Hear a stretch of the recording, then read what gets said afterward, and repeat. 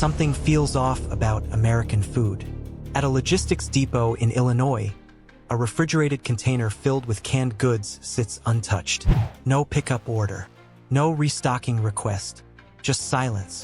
On July 2nd, Del Monte Foods, a 135-year-old American staple, filed for bankruptcy protection. Their assets and liabilities are estimated between $1 billion and $10 billion. At supermarket shelves across the Midwest, legacy brands are slowly being replaced, not by innovation, but by store-brand generics, cheaper, plainer, quieter. It's easy to miss at first glance, but the system behind what feeds millions each day is fraying. This isn't just a company in trouble. It's the symptom of an entire sector struggling to hold on. And the silence around it, that might be the loudest part. Started small. One dented can. One missing brand. In June, PepsiCo revised its earnings outlook, forecasting a 3% drop in core EPS. The culprit wasn't a boycott. It was packaging. Cans, caps, and container materials, hit hard by tariffs, drove production costs up.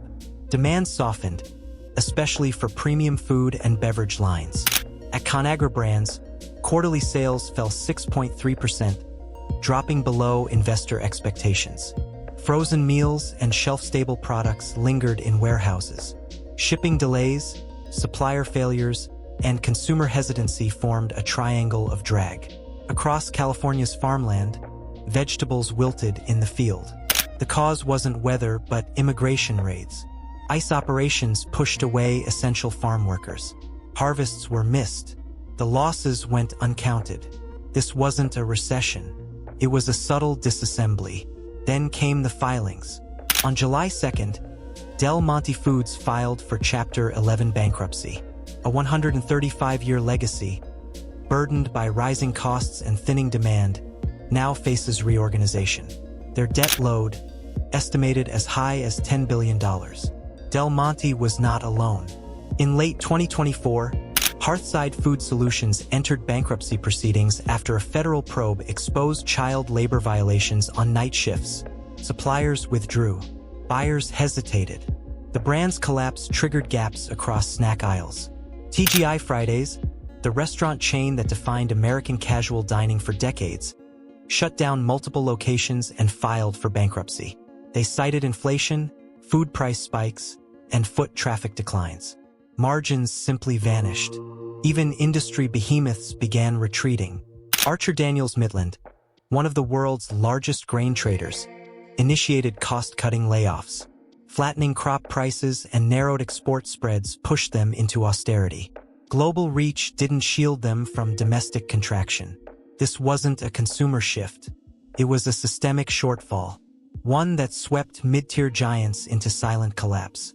At the macro layer, demand warped. In May 2025, U.S. consumer spending fell 0.3%, the sharpest monthly decline since the COVID lockdowns. But deeper than totals was the pattern. Shoppers traded name brands for house labels. Store shelves adjusted. Conagra, Kraft, even Nestle lost premium shelf space. Meanwhile, the FDA struggled with staff shortages. Thousands of new food, nutrition, and wellness products sat in queue, delayed indefinitely. Innovation paused. New offerings never made it to stores. Beyond borders, the damage compounded. Over $98 million in food aid intended for global relief sat idle in shipping containers. Spoiled. Discarded. The cause? Budget cuts to USAID. With logistics frozen, suppliers in the U.S. lost international contracts overnight. One global trade executive summarized it in a line. No one declared exit from the U.S. market. They just stopped answering calls. What collapsed wasn't one firm or one model. It was the continuity, the assumption that food, of all things, would always move forward. Now it hesitates. No economic crisis appears fully formed. It arrives in pieces, many of them signed into law. In 2025, the Trump administration reactivated a series of trade protection measures, including steep tariffs on essential inputs.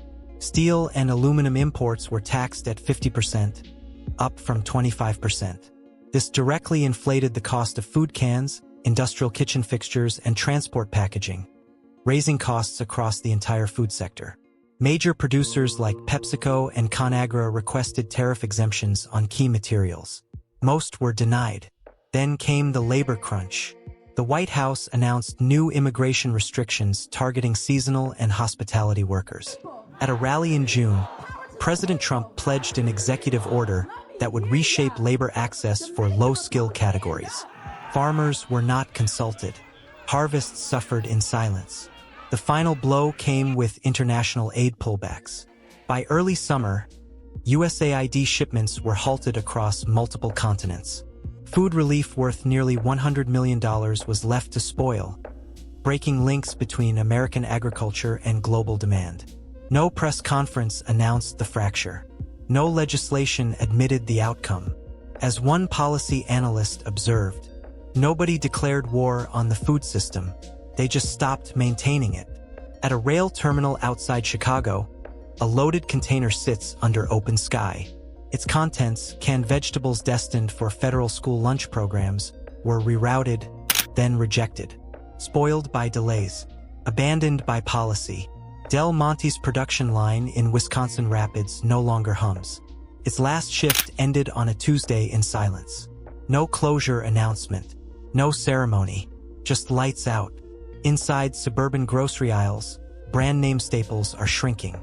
In visibility, in trust, in future. And yet, food insecurity is rising. Lines outside food banks stretch longer, even as surplus food is discarded offshore. This is no longer just a business downturn. It's a breach in the contract between nation and necessity. Because food isn't just an industry, it's an operating system, one that links fields to fuel, shelves to confidence, aid to alliances. When food stumbles, everything downstream trembles. Trade, tourism, reputation. Export is power. Tourism is image. Education is trust. So when supply chains break, not with explosions but with silence, the question becomes, if we can't protect our own food system, what else have we already lost?